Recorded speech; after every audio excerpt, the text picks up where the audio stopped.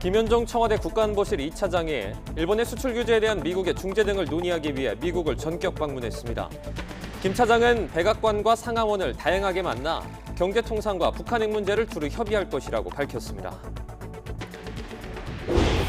이틀째 전국에 내리고 있는 장맛비는 대부분 지역에서 오전까지 이어진 뒤 그치겠습니다. 하지만 호우특보가 내려진 강원 영동 지역엔 내일까지 많은 비가 예상돼 산사태와 축대 붕괴 등의 피해가 없도록 대비가 필요합니다. 당내 합의에 반해 국회 국토교통위원장 거치기에 들어간 자유한국당 박순자 의원에 대해 당 지도부가 징계 절차 착수라는 초강수를 빼들었습니다. 본격 징계 논의에 들어가면 거센 반발이 예상됩니다.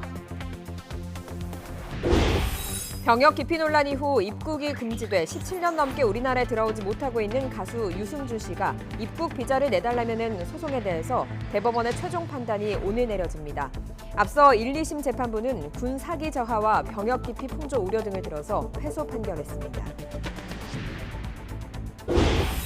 노동계와 경영계가 내년도 최저임금 요구 수준을 수정 제시했지만 접점을 찾지 못해 공익위원들이 사실상 한 자릿수 인상률을 권고했습니다.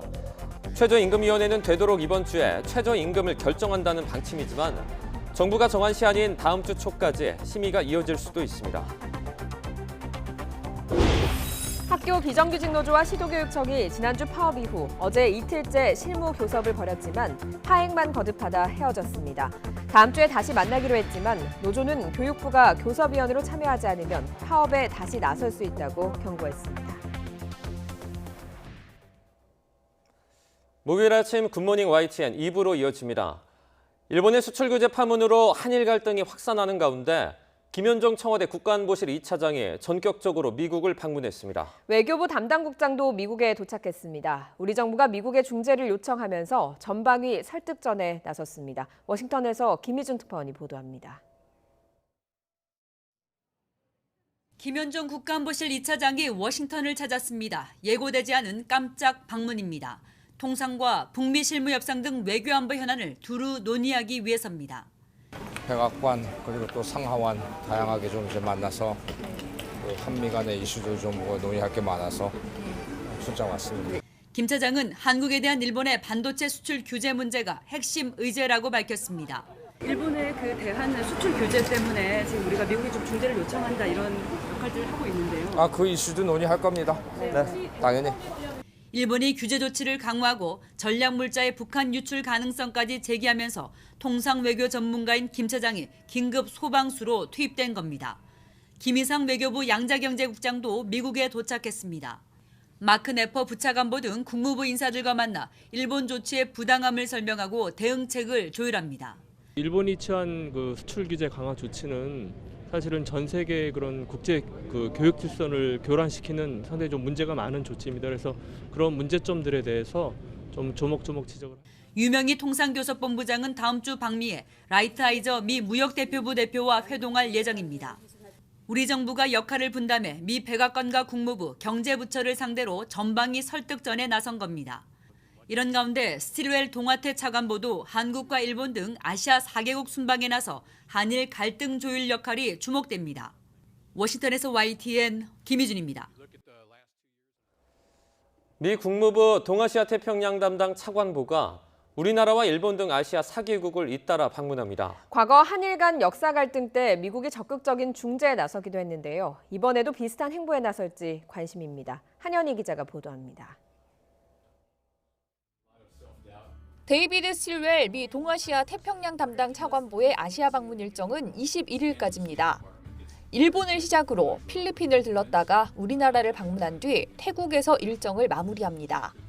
트럼프 행정부에서 동아태 담당 차관보가 정식 임명돼 아시아 방문 일정에 나서는 것은 이번이 처음인데 국무부에서 발표한 목적은 인도 태평양 전략 추진을 위한 아시아 국가들과의 협력 강화입니다.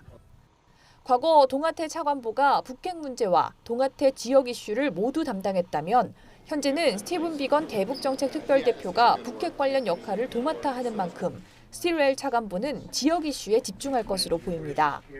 이런 점에서 미국 정부가 이번 방문을 계기로 한일 갈등과 관련해 모종의 중재 역할을 할 수도 있다는 전망이 나오고 있습니다.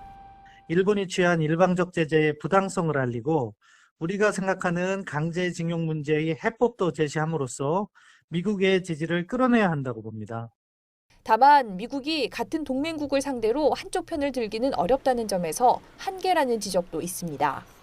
과거 역사 갈등 때 적극 중재에 나섰던 미국이 경제 갈등으로까지 번진 한일 문제에 어떤 입장을 낼지 실웰 차관보의 행보에 관심이 집중될 전망입니다. YTN 한현입니다. 문재인 대통령의 초청을 받고 청와대 간담회에 참석한 30대 그룹 총수들은 일본의 수출 규제 보복과 관련해 모든 조치를 다 하겠다는 데 의견을 모았습니다. 기업인들은 일본의 조치가 중장기적으로 두 나라 경제 협력에 도움이 안 된다는 점을 민간 차원에서 설득하겠다고 강조했습니다. 이에 대해 문 대통령은 정부가 기업들을 최대한 뒷받침하겠다며 대외 의존도를 낮추기 위한 기술 개발과 국산화 협력 확대 등을 통해 우리 경제가 한 단계 업그레이드되는 기회로 삼아달라고 당부했습니다. 일본의 수출 규제 조치를 둘러싼 업계 피해를 최소화하기 위해 이낙연 국무총리는 정치권의 협조를 당부했습니다. 이미 정부가 제출한 추경안에 1,200억 원을 추가로 반영해달라는 겁니다. 최민기 기자가 보도합니다. 일본의 수출 규제 조치에 따른 파장 속에 정부는 제의와 다름없는 상황이라고 강조했습니다.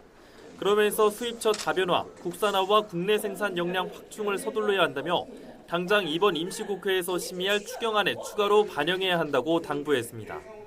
만일 이번 추경안에 있어서 여야가 정액안을 합의하지 못하면 제2차 추경안을 낼 필요도 있다라는 생각을 하는데요. 내년 예산으로 해야 되겠지만 몇 개월이라도 더 빨리 시작하기 위해서 최소한 1,200억 이상을 국회에 정중히 요청드릴 생각입니다. 홍남기 경제부총리와 함께 투톱을 이뤄 상황에 대처해야 할 김상조 정책실장이 일본의 예상 경제 보복 조치를 언급한 이른바 롱리스트를 지적한 야당 의원의 질의에 대해선 국무위원으로서 신중치 못한 발언이었다고 에둘러 비판하기도 했습니다. 100개의 롱리스트를 가지고 있다. 그중에 가장 아픈 첫 번째, 두 번째, 세 번째 품목이다. 이 문제에 관해서 총리께서 그 롱리스트 잘 알고 계십니까? 예, 어떤 것을 김 실장이 얘기했는지 알고 있습니다만은 정책실장으로서 너무 많은 말을 하고 있구나 이렇게 판단했습니다. 홍남기 경제부총리는 이번 일본 수출 제재로 우리 경제가 받을 타격이 클 수 있다고 우려했습니다. 올해 업황 부진이 예상되는 반도체 수출의 어려움이 더 커질 것이라며 다른 부문으로의 확산 가능성도 언급했습니다. 특히 디스플레이라든가 다른 파트도 이번에 만약에 일본의 그 수출 제한 조치가 혹시 심각한 영향을 미친다면은 저는 그 분야도 어려움이 닥칠 수 있겠다고 생각합니다. 이낙연 총리는 일본이 반도체 부품뿐 아니라 다른 분야에도 추가 제재를 취할 수 있는 만큼 많은 가능성을 열어두고 대비할 방침이라고 덧붙였습니다. YTN 최민기입니다. 네, 목요일 출근길 남부지방은 비가 그치고 중부지방을 중심으로 장맛비가 이어지고 있습니다. 이곳 서울 상암동은 또 비가 그쳤는데요. 현재 중부지방에 내리는 비는 오전 중에 대부분 그치겠습니다. 하지만 강원 영동 지역은 호우특보가 내려진 가운데 내일 새벽까지 100mm가 넘는 많은 비가 쏟아지겠습니다. 산사태와 축대 붕괴 등 피해가 없도록 주변 점검 철저히 해주시기 바랍니다. 어제부터 지금까지 이틀간 강원 영동에는 약 200mm에 가까운 호우가 쏟아졌습니다. 강원 산간 미시령에는 191mm, 강릉 옥계면에는 131mm의 많은 비가 왔고요. 반면 서쪽 지방인 서울 관악구에는 20.5mm의 적은 비가 내렸습니다. 현재 중부지방을 중심으로 비가 내리는 가운데 영동 지방에는 비구름이 강하게 발달했습니다. 강원 북부 산간에는 호우경보가 내려진 가운데 시간당 20mm 안팎의 장대비가 쏟아지고 있습니다. 내일 새벽까지 강원 산간에는 100mm 이상, 강원 영동에는 30에서 80mm의 호우가 쏟아지겠고요. 서울 등 그 밖의 지역에는 오늘 오전까지 5에서 20mm의 비가 오겠습니다. 충청 이남 내륙에는 낮 동안에도 산발적으로 빗방울이 떨어지는 곳이 있겠습니다. 낮 기온은 30도를 밑돌면서 크게 덥지 않겠습니다. 서울 26도, 광주 28도, 대구 29도가 예상됩니다.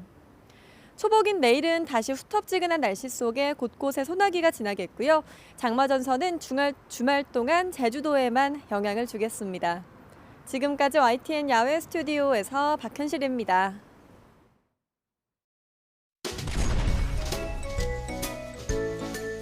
혹시 이남석 변호사를 윤우진 씨한테 소개를 시켜주셨나요? 소개를 시켜줬죠. 그 우리 중수 연구하나 막 나간 이남석이 오고, 윤우진 사장 한 만나봐라. 제가 대진이를 좀 보호하려고 저렇게 말했을 수 있는데 사실은 이남석이가 대진이 얘기 듣고 했다는 거거든요. 근데 이제 대진이 얘기 했다.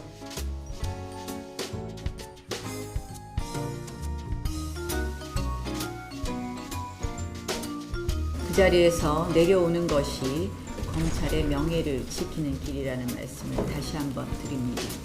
윤석열 후보자는 공연히 정쟁을 유발하지 말고 자진 사퇴할 것을 다시 한번 촉구합니다. 윤석열 후보자의 지명을 철회할 중대한 사유는 어디에도 없었습니다. 전부 범죄가 되는 게 아니에요. 평소 친하게 지내는 사람들이 사건 발생해서 소개해달라고 오면 그 거절하면 진짜 나쁜 사람이죠. 내가 무슨 윤석열이가 예뻐서.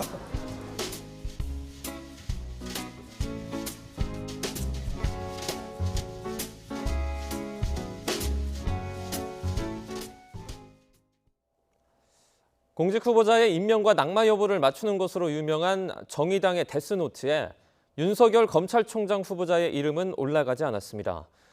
윤 후보자가 큰 결함이 없다고 본 정의당의 판단도 있지만 국회 정개특위위원장 자리를 놓고 잠시 균열이 생겼던 범진보 진영의 연대를 위한 것이라는 해석도 나옵니다. 김영수 기자의 보도입니다. 윤석열 검찰총장 후보자 인사청문회를 지켜본 정의당은 청문보고서 채택에 힘을 실었습니다. 윤석열 후보자가 인사청문회 과정에서 검찰총장으로서의 결격 사유는 없다고 보여집니다. 위증과 거짓 인터뷰 논란에도 정의당이 찍은 공직 후보자는 낙마한다는 이른바 데스노트에 이름을 올릴 수준은 아니라고 본 겁니다. 물론 청문보고서 채택과 대통령의 최종 임명 여부가 남았지만 정의당의 선택은 여러모로 큰 관심을 받고 있습니다. 실제 문재인 정부 들어 정의당이 반대했던 공직 후보자는 줄줄이 낙마하면서 데스노트의 위력을 보여줬습니다. 멀게는 김기식 금융감독원장 후보자가, 최근에는 최종호 국토교통부 장관 후보자가 정의당의 강한 반대의 벽을 넘지 못했습니다. 부동산 보유 등과 관련하여 질책해 주신 사항에 대해서는 무거운 심정으로 받아들이며 진심으로 송구하다는 말씀을 드립니다. 반대로 다른 야당들은 반대해도 정의당이 찬성한 강경화 외교부 장관과 김상조 전 공정거래위원장, 이낙연 국무총리 등은 모두 최종 임명됐습니다. 특히 지난 4월 당시 이미선 헌법재판관 후보자는 사실상 정의당 데스노트에 올라갔다가 논란이 된 주식을 모두 매각하면서 지워졌습니다. 만약에 제가 재판관으로 임명이 된다면 그 주식을 조건 없이 처분하도록 하겠습니다. 정의당이 국민 눈높이에서 공직 후보자를 검증한다는 평가가 많기는 하지만 일각에서는 선거제도 개혁안을 반드시 통과시켜야 하는 입장에서 다시 한번 민주당을 향한 공조의 손짓을 보냈다는 분석도 나옵니다. YTN 김영수입니다. 더불어민주당은 일본의 경제보복 대응을 논의하기 위한 문재인 대통령과 여야 5당 대표의 회동을 자유한국당 황교안 대표가 거절했다고 비판했습니다. 민주당 이재정 대변인은 황 대표는 여전히 대통령과의 1대1 회담을 고집하며 대권 노름에 집착하는 거냐면서 초당적 협력을 언급했던 입장을 손바닥 뒤집듯 뒤바꿨다고 지적했습니다. 하지만 한국당 민경욱 대변인은 YTN과의 통화에서 이해찬 대표의 회동 제안에 황 대표가 생각해보겠다고 한 상태라며 초당적인 협력을 하겠다는 입장에서 바뀐 게 없다고 강조했습니다.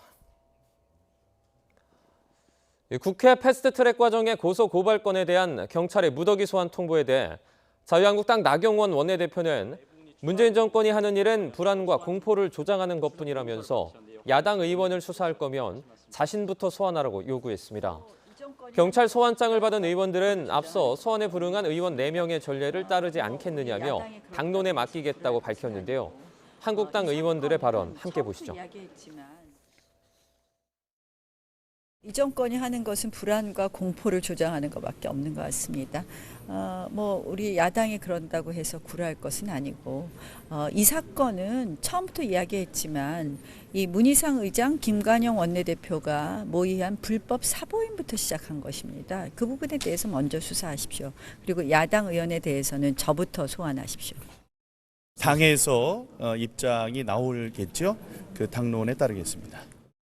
저보다 먼저 소환조사 통보를 받으신 분들이 계시고 그분들이 또 하신 일들이 있으니까 그 전례에 따르겠습니다. 당내 합의에 반해 국회 국토교통위원장 버티기에 들어간 자유한국당 박순자 의원에 대해 당 지도부가 징계 절차 착수라는 초강수를 꺼내 들었습니다.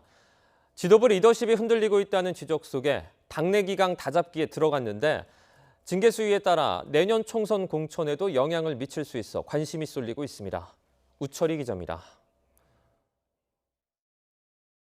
국회 국토교통위원장 자리를 내려놓을 수 없다는 박순자 의원에 대해 자유한국당 지도부가 마침내 칼을 빼들었습니다. 당 윤리위원회에 회부하는 징계 절차에 착수한 겁니다. 황교안 대표와 나경원 원내대표는 당내 합의를 정면으로 뒤엎는 박순자 의원의 버티기에 격노한 것으로 알려졌습니다. 당 핵심 관계자는 황 대표까지 나섰지만 설득하지 못했다면서 국민에게 자리에 목을 맨 추태로 보일 것 같아 안타깝다고 언급했습니다. 나경원 원내대표도 당 소속 의원이자 현역 상임위원장을 향해 이례적으로 공개석상에서 강도 높게 비판하고 나섰습니다. 명백히 당의 기강에 관한 문제입니다. 실질적으로 당에 매우 유해한 행위이기 때문에 저희로서는 이것을 당원 당규에 따라서 윤리 징계 절차가 들어가는 것입니다. 당의 징계는 가장 낮은 경고부터 당원권 정지와 탈당 권유, 제명 조치까지 4단계로 구분됩니다. 하지만 가장 강력한 징계인 제명 처분을 내려도 국회법상 국토위원장에서 강제로 끌어내릴 수는 없습니다. 이번 논란이 당 지도부 리더십 문제로까지 번지면서 서둘러 강한 압박에 나선 것으로 보입니다.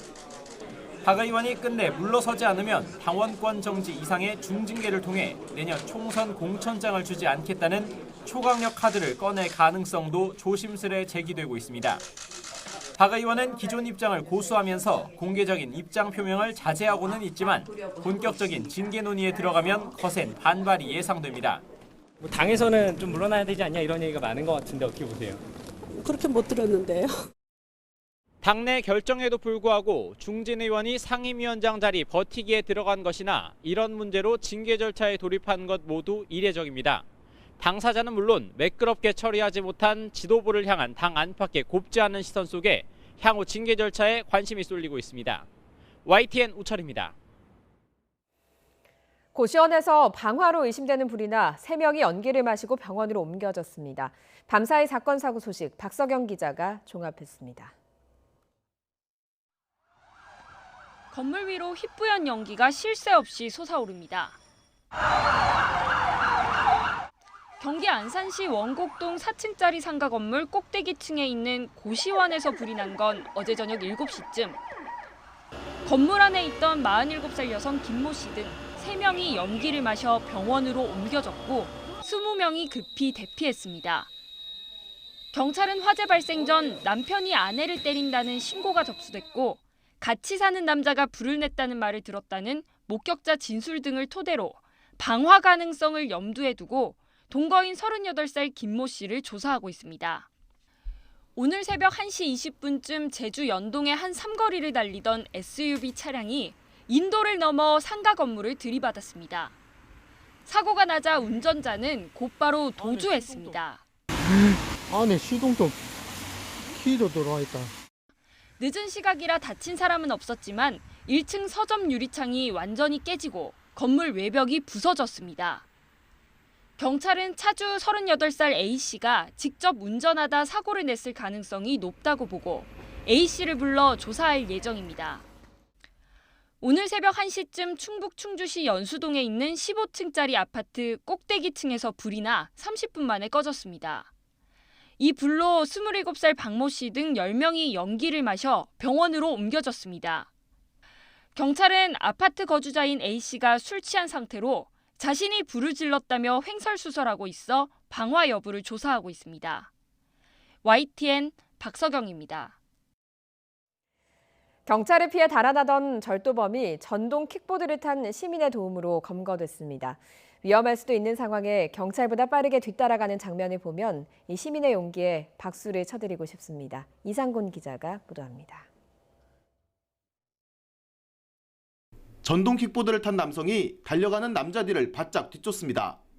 그 뒤를 경찰관들이 힘겹게 따라갑니다.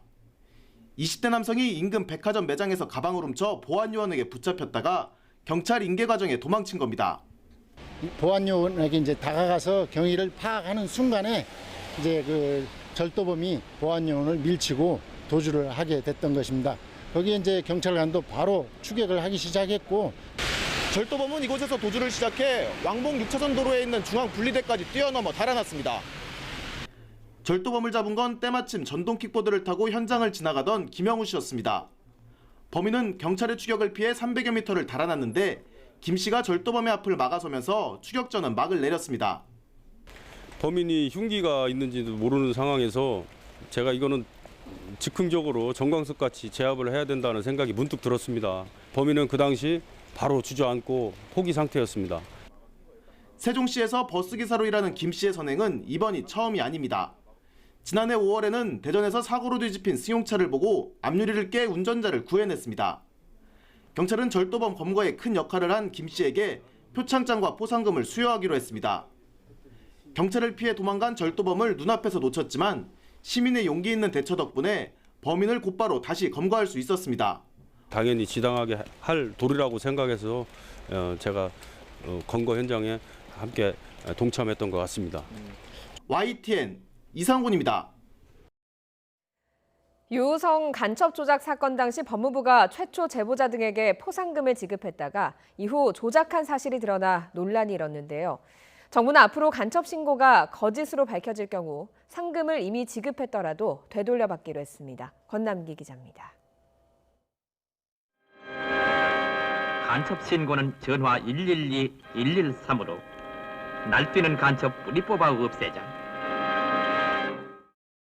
간첩 신고는 대표적인 신고 포상제로 꼽힙니다. 현재 포상금은 최고 20억 원에 달하는데 거짓 신고로 드러나도 일단 상금이 지급되면 되돌려받을 수 없었습니다. 서울시 공무원 간첩 조작 사건이 대표적 사례입니다. 서울시 공무원으로 일하던 유우성 씨는 국가보안법 위반 혐의로 재판에 넘겨졌지만 국정원이 증거를 조작한 것으로 드러나 지난 2015년 대법원에서 무죄를 확정받았습니다. 하지만 최초로 사건을 제보한 인물과 북한에서 유 씨를 목격했다고 진술한 탈북민 등에겐 상금이 지급된 뒤였습니다. 당시 탈북민과 국정원 수사관 등 모두 7명에게 5천만 원 가까운 상금이 지급됐습니다.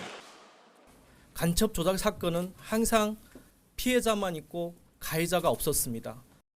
최근 간첩 조작 사건을 조사한 법무부 검찰과거사위원회도 상금이 수사에 유리한 진술을 유도하는 수단이 될 수 있다고 지적했습니다. 법무부는 이에 따라 상금 환수 규정을 새로 만들어 입법 예고했습니다. 거짓이나 부정한 방법으로 상금을 받은 경우 환수하고 반납을 거부하면 세금 체납대와 같이 강제 징수가 가능하도록 했습니다. 새로운 환수 규정에 따라 간첩 등 공안사범 사건에서 진술이나 상금 지급이 더욱 신중해질 전망입니다. YTN 권남기입니다. 이명박 전 대통령이 삼성 측으로부터 다스 소송비 51억 원을 추가로 받았다는 혐의와 관련해서 검찰이 이를 입증하기 위해서 이 전 대통령 항소심 재판부에 사실조회 신청을 했습니다. 서울중앙지방검찰청은 이 전 대통령 항소심 재판부에 다스를 상대로 한 사실조회를 신청했고 재판부가 이를 받아들였다고 밝혔습니다. 삼성 바이오로직스 분식회계와 증거인멸 의혹을 수사하는 검찰이 김태한 대표이사를 3번째로 불러 조사했습니다. 서울중앙지검 특수위부는 어제 김 대표를 피의자 신분으로 소환해서 자회사인 삼성 바이오에피스에 대한 회계 처리 기준 변경을 둘러싼 의사결정 과정 등을 캐물었습니다.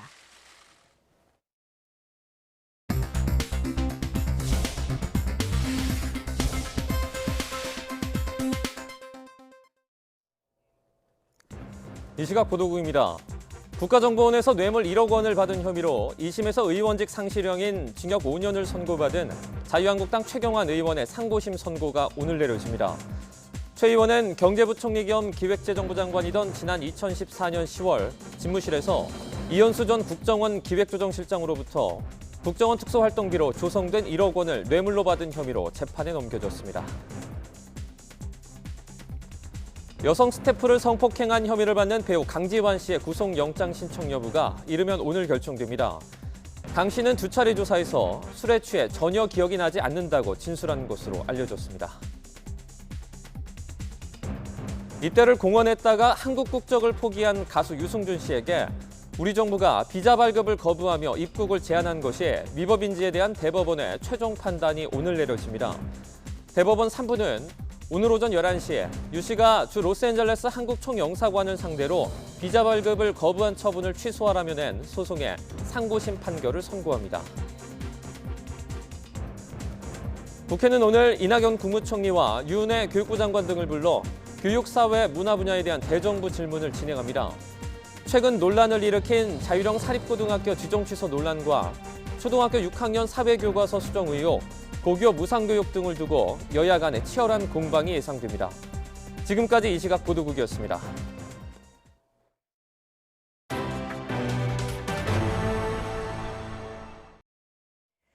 노동계와 경영계가 내년도 최저임금 요구 수준을 조금씩 양보하고 있지만 격차는 여전히 큰 상황입니다. 공익위원들은 사실상 한 자릿수 인상률을 권고했습니다. 이번 주 늦어도 다음 주 월요일 전에는 결정될 것으로 보입니다. 김장하 기자가 보도합니다. 내년도 최저임금으로 애초 10,000원과 8,000원을 각각 요구했던 노사가 수정안을 내놓았습니다. 불참 하루 만에 복귀한 노동계는 올해 시급 8,350원보다 14.6%, 1,220원 올린 9,570원을 제시했습니다. 최초 요구한 10,000원에서 430원 낮춘 수준으로 월급으로 환산하면 200만 원 정도입니다. 노동계는 경영계의 최저임금 삭감하는 최저임금 제도에 반하는 것이라고 비판했습니다. 9697년 당시에도 삭감안을 냈던 바들이 없습니다. 그러니까 이런 일이 재발되지 않았으면 좋겠다. 반면에 경영계는 올해보다 2%, 165원 낮은 8,185원을 요구하며 맞섰습니다. 최초 요구안보다 180원 올린 금액이지만 삭감 요구는 유지했습니다. 경영계는 최저임금의 가파른 인상에 따른 부작용과 경제 현실을 종합적으로 고려해야 한다고 주장했습니다. 최저임금에 대한 부작용, 그다음에 우리 경제 현실을 종합적으로 저희들이 검토하고 그거를 고려해서 저희들이 절실한 심정으로 제시한 것이기 때문에 최저임금위원회 공익위원들은 내년도 최저임금 수준에 대해 한 자릿수 인상률을 제시한 것으로 알려졌습니다. 최저임금위원회는 가능한 이번 주에 내년도 최저임금을 결정한다는 방침입니다. 하지만 노사가 접점을 찾지 못하면 고용노동부가 정한 시한인 다음 주 초 15일까지 심의가 이어질 수도 있다는 전망이 나오고 있습니다. YTN 김장하입니다. 민주노총이 오는 18일 총파업을 예고했습니다. 민주노총은 서울 국회 앞에서 기자회견을 열고 정부와 민주당의 노동계약 시도를 분쇄하고 투쟁에 나서겠다며 대정부 총력 투쟁을 선포했습니다. 민주노총은 문재인 정부와 민주당이 최저임금제와 탄력근로제를 계약하고 있다며 이는 노동기본권마저 제한하겠다는 선전포고라고 주장했습니다. 학교 비정규직 노조와 교육당국이 지난주 파업 이후 재교섭에 나섰지만 파행만 거듭하다 헤어졌습니다. 다음 주에 다시 만나기로 했지만 교육부가 교섭위원으로 참여하지 않으면 노조는 파업에 다시 나설 수 있다고 경고했습니다. 김종균 기자입니다. 학교 비정규직 노조와 교육당국의 재교섭이 또 결렬됐습니다. 학교 비정규직 노조는 첫날부터 교육부도 교섭위원으로 참여하라고 요구했습니다. 집단 교섭의 주 사용자인 교육부가 나서라는 것입니다. 저희들은 시도교육청하고는 교섭 못하겠어요. 반면 교육부는 사용자는 시도교육감들이기 때문에 직접 나설 수 없다는 입장입니다. 이 때문에 주요 현안에 대한 논의는 시작조차 못한 채 이틀간 정회를 거듭하다 양측은 교섭 테이블을 떠났습니다. 양측은 오는 16일 다시 만나기로 했습니다. 학교 비정규직 노조는 현재 기본급 6.24% 인상, 수당을 포함한 차별 해소 등을 요구하고 있습니다. 16일 본교섭에서도 시도교육청 그리고 교육부의 입장 변화가 없으면 그 이후에 연대회의는 즉각적인 2차 총파업을 포함한 모든 추진 계획들을 긴급하고 엄중하게 논의할 예정입니다. 다음 주 실무 교섭마저 결렬될 경우 학교 비정규직 노조는 오는 18일로 예정된 민주노총 총파업 참여도 고려 중인 것으로 알려졌습니다. YTN 김종길입니다. 국내 증시가 좀처럼 힘을 쓰지 못하는 모양새입니다. 경기 부진에 일본과의 갈등까지 더해진 탓인데요. 자칫 코스피 2000선이 다시 한번 무너질 수 있다는 우려도 제기됩니다. 조태현 기자입니다. 5월의 내림세를 이겨내고 2100선을 되찾은 코스피. 하지만 반등의 기쁨은 잠시뿐이었습니다. 이번 주 시작과 함께 급락하더니 어느덧 2000선 붕괴를 다시 걱정할 처지가 된 겁니다. 7월 들어서만 3% 넘게 하락했습니다. 정부의 성장률 전망치 하향 조정 등으로 경기에 대한 우려가 커진 상태에서 일본과의 무역 갈등이라는 변수까지 엎친 데 덮친 탓으로 풀이됩니다. 일본의 수출 규제로 가장 큰 타격을 받을 종목은 직접 영향권에 들어있는 반도체와 디스플레이입니다.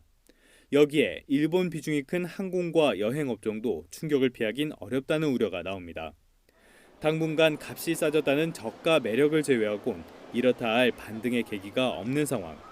일본과의 갈등 추이는 물론 한국과 미국의 통화 정책이 앞으로의 주가를 결정할 것이란 분석이 나오는 이유입니다.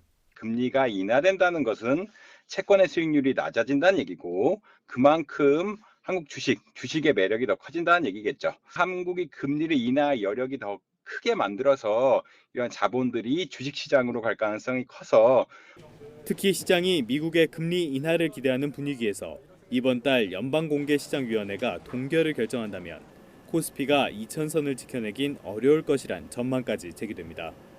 YTN 조태현입니다. 국제신용평가사인 스탠더드앤드푸어스 S&P가 올해 우리나라의 국내 총생산 기준 성장률 전망치를 종전 2.4%에서 2.0%로 내렸습니다. S&P는 보고서를 통해 한국 경제에 대해 전자부문을 중심으로 높은 재고 수준과 세계 무역을 둘러싼 불확실성 고조가 생산과 민간 투자에 계속 부담을 줄 것이라며 전망치를 하향 조정했습니다. 또 한국의 노동시장은 상대적으로 취약해 소비 약화로 이어지고 있다는 진단도 덧붙였습니다. 홍남기 경제부총리 겸 기획재정부 장관은 2분기부터 성장률이 반등할 수 있을 것으로 생각한다고 밝혔습니다. 홍 부총리는 국회 대정부 질문에서 경제가 어려워진 원인은 글로벌 경제 여건이 생각했던 것보다 악화했다면서 대외 개방도가 높은 우리나라가 큰 영향을 받았다며 이같이 밝혔습니다. 이어 정부는 좋게 나온 숫자는 좋게 나온 대로 설명을 하고 30, 40대 일자리나 제조업 일자리가 줄어든 것은 심각하게 인식하고 대책을 세우고 있다고 강조했습니다. 앞으로 SRT를 타는 만 6살 미만 유아는 기본요금의 75%를 할인받을 수 있게 됩니다. 부정승차 적발로 내야 하는 부가요금은 기본 운임의 최대 10배에서 30배로 늘어납니다. 이하린 기자입니다. 현재 SRT를 타는 만 4살 미만 유아는 보호자와 함께 앉을 수 있고 별도 좌석을 구매해도 4분의 1의 요금만 내면 됩니다. 그런데 다음 달부터는 이러한 혜택이 6살 미만으로 확대됩니다. 4살부터 6살까지 아이들은 그동안 어른 요금의 50%를 내야 했지만 이젠 그 절반만 지불하면 되는 겁니다. 벌금은 한층 강화됩니다. 검표를 피해 화장실에 숨거나 승차권 위 변조 등 부정승차를 하는 승객에게 적용하는 부가운임, 즉 벌금이 기본운임의 최대 10배에서 30배로 오릅니다. 예를 들어 수서에서 부산으로 갈 때 기본운임이 52,600원인데 부정승차가 적발되면 앞으로는 157만 8천 원을 더 내야 합니다. 저출산 극복을 위해 유아 연령 확대 등 사회적 요구를 반영하고 정당한 이용 고객의 권익 보호를 위해 부정승차자에 대한 부가운임 기준을 강화하였습니다. 이와 함께 열차 내 안전사고 예방을 위해 출퇴근 시간이나 휴일 명절 등 혼잡 시간대에는 자전거나 전동 퀵보드, 전동 휠 등을 휴대하고 탑승할 수 없도록 했습니다. 다만 접이식 자전거처럼 접거나 분해해 가방에 넣은 경우는 허용됩니다. 또 열차에 타지 못해 미승차 확인을 받은 경우 환불 청구 기간이 현재 3개월에서 1년으로 연장되고 스마트폰 앱으로 승차권을 산 경우 열차 출발 후 5분 안에 앱으로 환불받을 수 있습니다. SRT 운영사 SR은 이 같은 내용을 담아 역외군송 약관을 개정하고 다음 달 8일부터 적용할 방침입니다. YTN 이하린입니다. 붉은 수돗물 사태를 겪은 인천 서구와 영종도 지역에서 피부질환과 위장염 등을 호소하는 환자가 1,500명에 이르는 것으로 나타났습니다. 특히 수질이 사태 이전 수준을 회복했다고 발표한 지난 5일에도 피부질환 등을 호소하는 환자가 20명 나오는 등 의료기관을 찾는 주민이 꾸준히 늘고 있습니다. 인천시는 의료기관 182곳에 환자 발생 여부를 확인했지만 실제 수돗물이 발병 원인인지는 입증되지 않았다고 설명했습니다. 생각이 순수하고 때묻지 않은 어린이들이 투표로 지도자를 뽑는다면 어떨까요? 선거관리위원회가 어린이들을 대상으로 체험교실을 운영했는데 반응이 좋습니다. 김학무 기자의 보도입니다. 숲속의 왕을 뽑기 위해 모인 동물들. 먼저 힘센 곰이 나섭니다. 난 왕이 되면 이웃나라와 싸워서 먹을 것을 몽땅 뺏어오겠습니다. 꽤 많은 여우도 나섰습니다. 저는 이웃나라를 살살 꿰어서 이웃나라 식량을 몰래 가져오겠어요. 귀가 큰 토끼는 평화로운 제안을 합니다. 여러분의 이야기를 잘 듣고 이웃나라와 사이좋게 지낼 방법도 생각할게요. 재미있게 애니메이션을 감상한 어린이들도 투표에 참여합니다. 투표 용지를 받아 기표소에 들른 뒤 투표함에 용지를 넣습니다. 어린이들이 선택한 숲속의 왕은 바로 토끼. 토끼는 이웃마을과 같이 산다 해갖고 좋았어요. 다정하고 친구들이랑 잘 지내는 사람을 투표하고 싶어요. 어린이 투표 체험 교실은 투개표 체험부터 투표지 분류기 시연 등 다양하게 진행됩니다. 올바른 지도자가 어떤 지도자인지 스스로 이제 판단을 해보고 그거에 따라서 또 직접 투표도 해보고 개표도 하면서 올바른 선거관의 정립에도 도움이 된다고 생각을 합니다. 어린이 투표 체험 교실이 깨끗한 선거 문화를 만드는 데 도움이 될 것으로 보입니다. YTN 김학무입니다.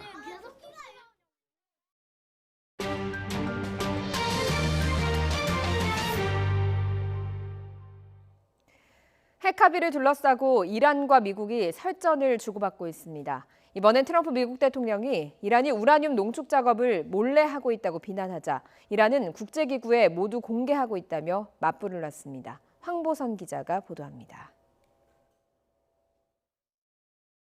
트럼프 미국 대통령이 또 트위터 글로 이란을 몰아세웠습니다. 이란이 우라늄 농축 작업을 비밀리에 진행하고 있다며 제재를 더 늘리겠다고 으름장을 놓았습니다. 그러나 비밀 핵 활동에 대한 구체적인 근거는 제시하지 않았습니다.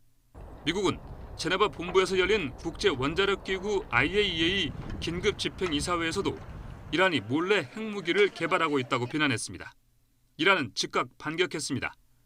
카젬 가리브 아바디 IAEA 주재 이란 대사는 IAEA의 우라늄 저장량과 농도를 완전히 공개하고 있다며 미국의 주장을 어불성설이라고 쏘아붙였습니다. And what we are doing is in a very transparent manner, is under the surveillance of the IAEA, the inspectors are there, every single activity is under monitoring, we have nothing to hide. 무하마드 자바드 자리프 이란 외무장관도 핵 합의를 파기한 미국이 이란의 핵 합의 위반을 문제 삼아서 IAEA 회의를 소집하다니 우스운 역설이라고 비판했습니다. 이란은 미국이 핵 합의를 탈퇴한 지 1년이 된 지난 5월 8일 핵합의 이행 범위를 축소하는 1단계 조처로 농축 우라늄 저장 한도를 넘기겠다고 선언하고 이를 실행했습니다. 지난 7일에는 2단계 조처로 우라늄의 농도 상한인 3.67% 이상으로 농축하겠다고 발표했고 실제로 이튿날 4.5%까지 농도를 올렸습니다. YTN 황보선입니다. 조지프 돈포드 미 합참의장이 현지 시간 9일 호르무즈 해협 인근 이란과 예멘 해역 등지에서 민간 선박의 안전한 항해 확보를 위한 동맹국 결성을 추진하고 있다고 밝혔습니다. 미 합참의장은 우리는 지금 많은 나라들과 협력해 호르무즈 해협 등지의 항해 자유에 대해서 군사적 연대를 결성할지 검토하고 있다고 말했습니다. 돈포드 합참의장은 2, 3주 이내에 동맹국 결성에 뜻을 같이 하는 나라들을 모을 계획이라고 덧붙였습니다. 미국 중앙은행인 연방준비제도의 제롬 파월 의장이 이달 기준금리 인하를 강하게 시사했습니다.